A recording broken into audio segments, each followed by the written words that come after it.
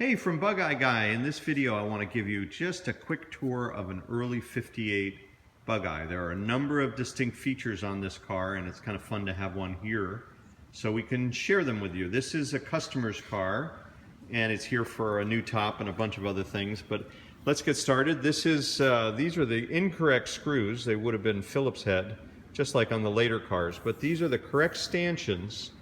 And they are unique to this car. I'll show you the later stanchions on another Bugeye in a minute. You can see also this 9-stud top. This is a brand new top we just put on, but it's unique with these lift dot fasteners along the windshield. And it's a beautiful, very slender windshield, a lot like the 104. No coincidence, because Jerry Coker designed both of them.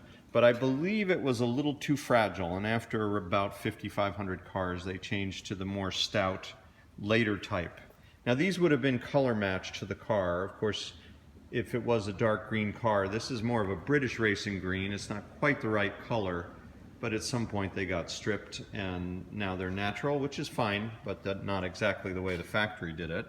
The other thing that's cool about 58s is this gusset. You'll see this here.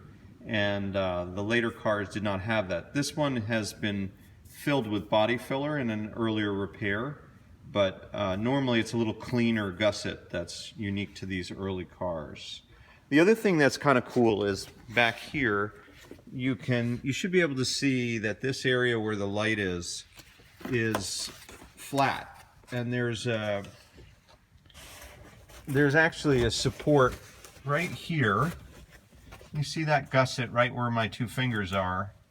That angle bracket, it's a welded on gusset that comes down, and there's another one right here under the carpet, these two narrow supports.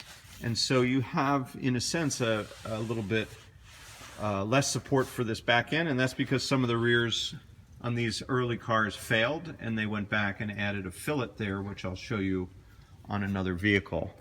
And so that's unique to the 58 cars. And then right here, you should be able to see this triangular unit where the radius arm attaches is very small and very distinct to the 58 cars. I'll show you in a minute on a 1960 car. Another really cool thing to know about is these shrouds.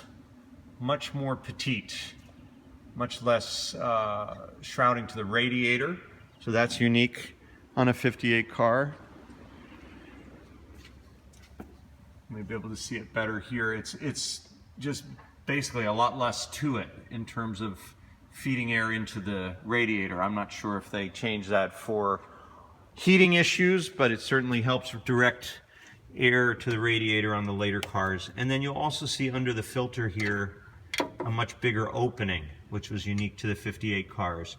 There would have also been a coil mount on this. This is a replacement generator, and so when they moved that, they bolted the coil onto the inner wheel arch. You know, all of these little changes and modifications are common. Remember in 1960 or 65, when things were getting repaired or serviced, nobody cared about these little details like we do today. So it's common to see those kinds of things. So in any event, onto a 1960 car, you'll notice here there's that little curved area. This box is filled in with that little curved piece of metal. You'll notice that this shrouding here for the radiator is a little bit more robust. You see how it comes out further. Not quite as petite as the 58.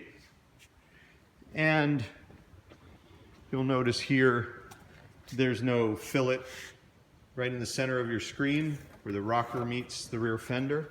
And here's that fillet. This piece here is all one reinforcement for the rear wheel arch. You should be able to see it. It runs right along this curve. None of this is present on the 58 car.